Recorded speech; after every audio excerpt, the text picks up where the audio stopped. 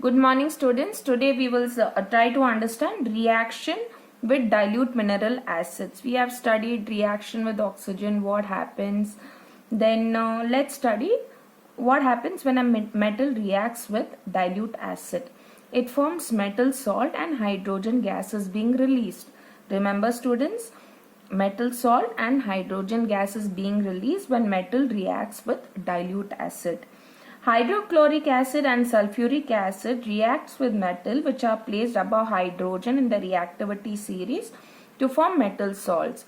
If you remember the reactivity series which I had explained in previous class, the metals above hydrogen are highly reactive and they react with hydrochloric acid and sulfuric acid to give rise to metal salt. Whereas the metals which lie at the top of the reactivity series react vigorously. It means in a very rapid manner. But as you move down the series, the reaction becomes slow due to the reactivity of metals. But as you move down, what is happening is the reaction becomes slow because the metals become less and less reactive. Activity 4. Materials. What are the materials required for this? Zinc, magnesium, copper, hydrochloric acid. It is dilute hydrochloric acid that is required. Sulfuric acid again dilute. Test tube, stand, matchbox. Here we have three test tube A, B and C. In the first test tube we have taken zinc. Second test tube we have taken magnesium.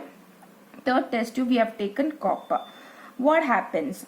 Here in the first test tube we are adding dilute sulfuric acid. In the other two test tubes we are adding HCl, dilute HCl. And zinc reacts with sulfuric acid at a very moderate pace.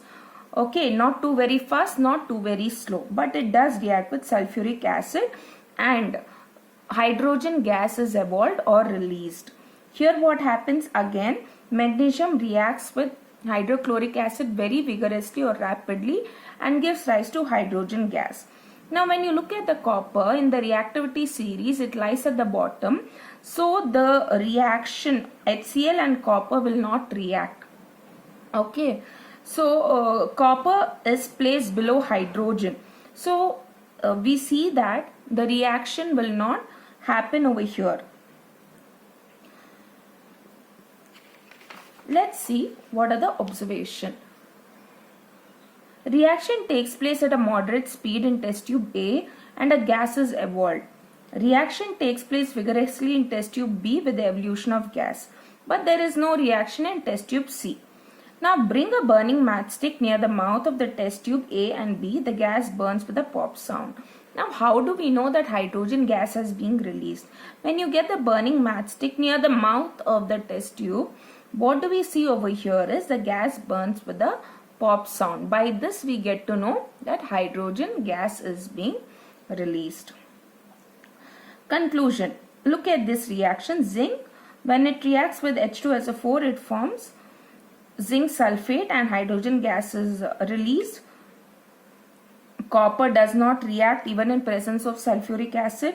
Magnesium, when it reacts with HCl, it forms magnesium chloride and hydrogen gas is released.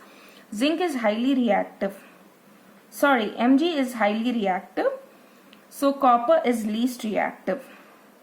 So gas evolved during reaction between metals and dilute acid is hydrogen as it burns with a pop sound. So gas evolved during the reaction between metals and dilute acid is nothing but the hydrogen. And how can we confirm this? Because it burns with a pop sound.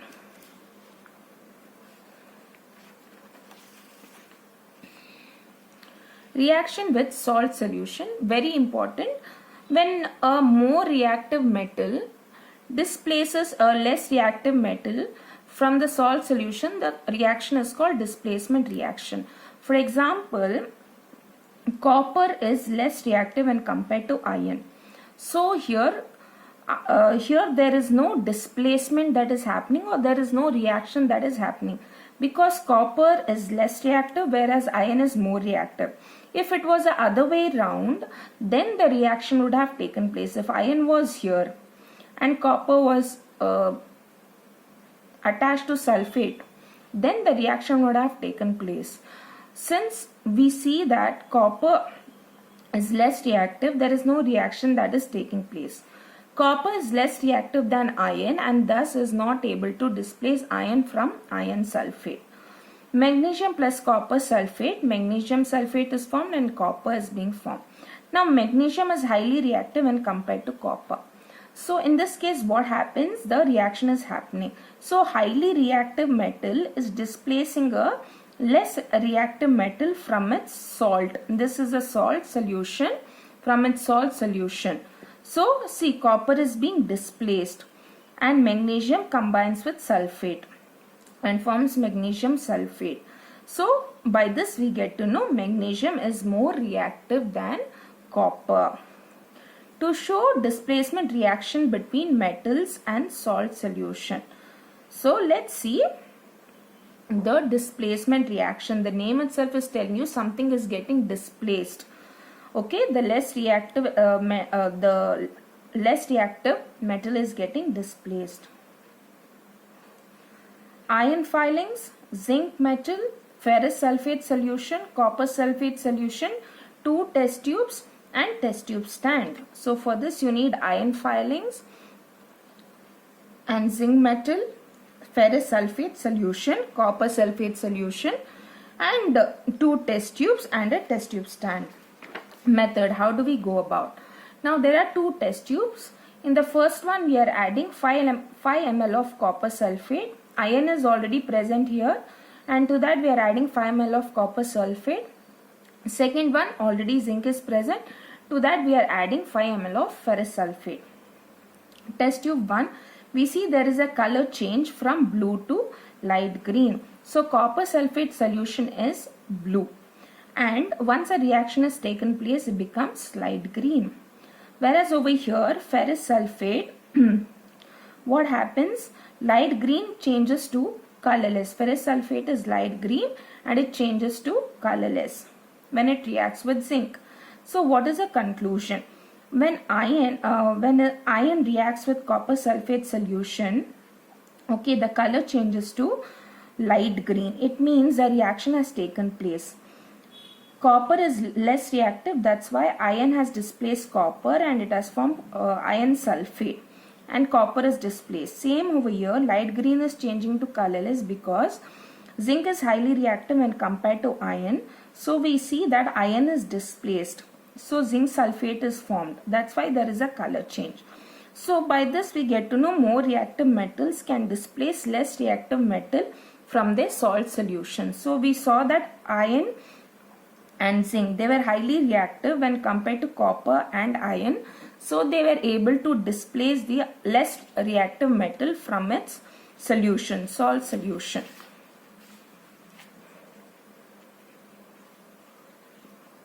Let's try to understand the uses of some common metals. For example, copper. It is being ductile. It means it can be drawn into thin wire. It's an excellent conductor of electricity, is used for making electrical wires. Since it is ductile, it can be drawn into thin wires. It's a good conductor of heat. It is used to make bottoms of cooking utensils. It is used in making alloys such as brass and bronze. You already know what is an alloy. So these are the uses of copper. Aluminium. It is a good conductor of electricity. It is used for making electrical wires once again. Okay, same as copper. It is malleable. It means it can be drawn into thin sheets. It is so aluminium foil. It is used to make aluminium foil. It is also used in the manufacture of paints. It is used in making alloys such as alnico, magnesium, duralium. So construction of aircrafts, aluminium is being used, and making cooking utensils and as well as drinking cans, aluminium is being used. So these are all the uses of aluminium. If you are wondering what is alnico, magnesium, duralium, you see that all these are used in making aircraft. These are the alloys that are used in the manufacture of aircraft.